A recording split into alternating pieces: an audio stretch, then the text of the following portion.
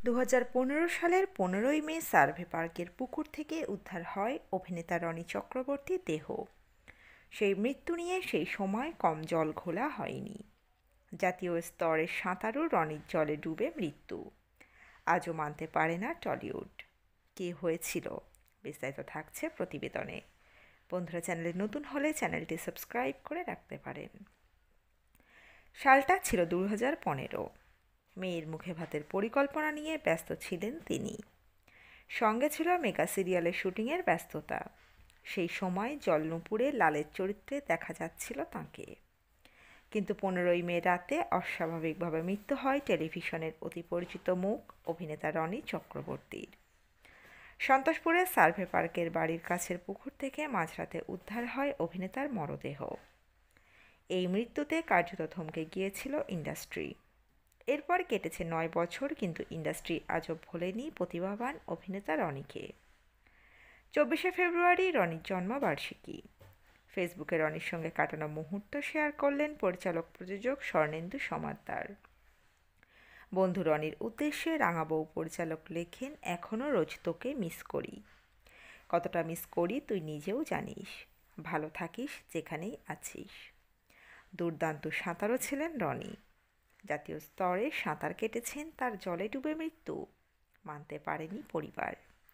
ময়নাতদন্তের রিপোর্টে পাকস্থলীতে মাদক মেলেনি প্রয়াত অভিনেতার। রনির স্ত্রী খুনের অভিযোগ দায়ের করেছিলেন। আচমকা হার্ট অ্যাটাক নাকি পরিকল্পিত খুন, সেই প্রশ্নের উত্তর আজও অধরা। কী ঘটেছিল ওই দিন? 2015 সালের 15ই মে ছিল শুক্রবার।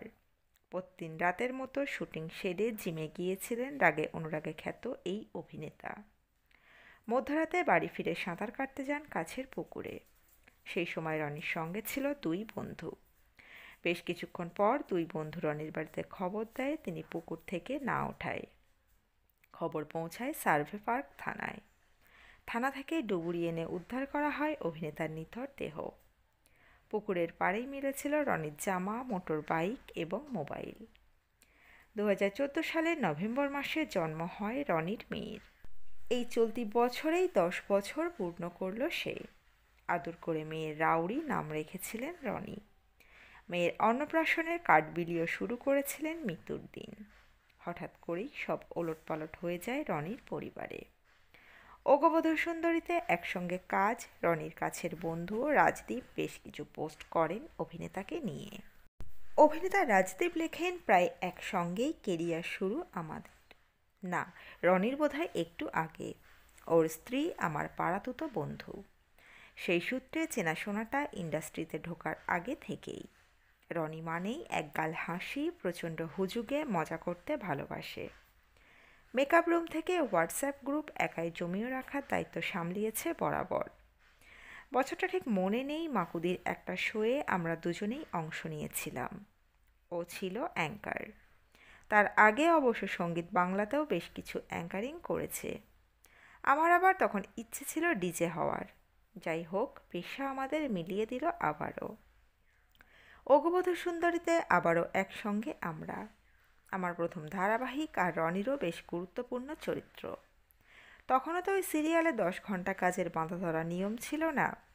দিনের 15 ঘন্টা কাটত কো স্টারদের সঙ্গেই। মেকআপ রুমের আড্ডা থেকে বাড়ির আড্ডা, কোথাও গিয়ে আমাদের বন্ডিংটা জাস্ট ক্লিক করে গেল। আমার বাবা ওকে ডাকতো বড় ছেলে বলে। ওর বাচ্চা আর আমার জন্মদিনও একদিনে। অদ্ভুত সমাপতন না? 15ই মে সেই অভিশপ্ত দিন। আমাদের এক বন্ধুদের গ্রুপ ছিল। সেখানে সবাই যে ইন্ডাস্ট্রির এমনটা নয়। ওই গ্রুপ থেকেই প্রথম ফোনটা আসে। আমি ভেবেছিলাম মিথ্যে কথা। কি করে বিশ্বাস করব বলুন তো? যেদিন ঘটনাটা ঘটে ওই দিন ও ওর বাচ্চার অন্নপ্রাশনের নিমন্ত্রণ করতে বার হয়েছিল। তার 4-5 দিন আগে আমার সঙ্গে দেখা করে আড্ডা দিয়েছিল। কত কথা, কত গল্প হলো একসঙ্গে। এখনও মনে আছে, উইকেন্ড নাইট ছিল। আমায় বলল রাউডি মানে ওর বাচ্চার অন্নপ্রাশনে কি কি প্ল্যান করেছে।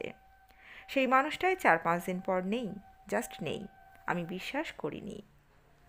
ওর বাড়ি যখন গেলাম তখন মিডিয়া আর লোকের ভিড় উপচে পড়ছে।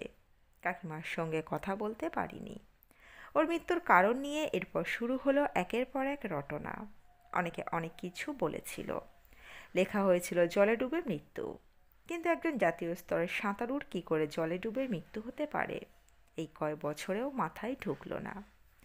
মাঝে মধ্যে বন্ধুদের সঙ্গে যখন ওকে নিয়ে কথা হয় তখন ভাবি ঠিক কী হয়েছিল সেই দিন, কিভাবে একটা জলজ্যান্ত মানুষ জাস্ট নেই হয়ে গেল।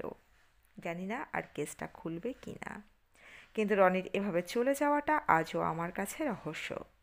তবে একটা জিনিস কি জানেন, মানুষ কিন্তু আজও ওকে ভোলেনি। আজও যদি ওকে নিয়ে পোস্ট করি, মানুষ তাতে লেখে একসঙ্গে কাটানো মুহূর্তের কথা, নানা স্মৃতির কথা। ওকে নিয়ে আজ পর্যন্ত কোনো খারাপ কথা কেউ বলেনি কোনো দিন। রনি, তুই ভালো থাকিস, তুই তো শুধু সহকর্মী ছিলি না, ছিলি পরিবার। তো বন্ধুরা, এই অভিনেতাকে কি আপনাদের আজও মনে আছে? বা অভিনেতা কোন চরিত্রটি আপনাদের সবচেয়ে পছন্দের? জানাতে পারেন আমাদের কমেন্ট বক্সে কমেন্ট করে। এই আপডেটে ছিল এতটুকুই। দ্রুত ফিরে আসছি এরকমই নতুন কোনো প্রতিবেদন নিয়ে। অজানা গল্প চ্যানেলের সঙ্গে থাকার জন্য সকল দর্শক বন্ধুকে অসংখ্য ধন্যবাদ। দেখতে থাকুন, চোখ রাখুন অজানা গল্প চ্যানেলে।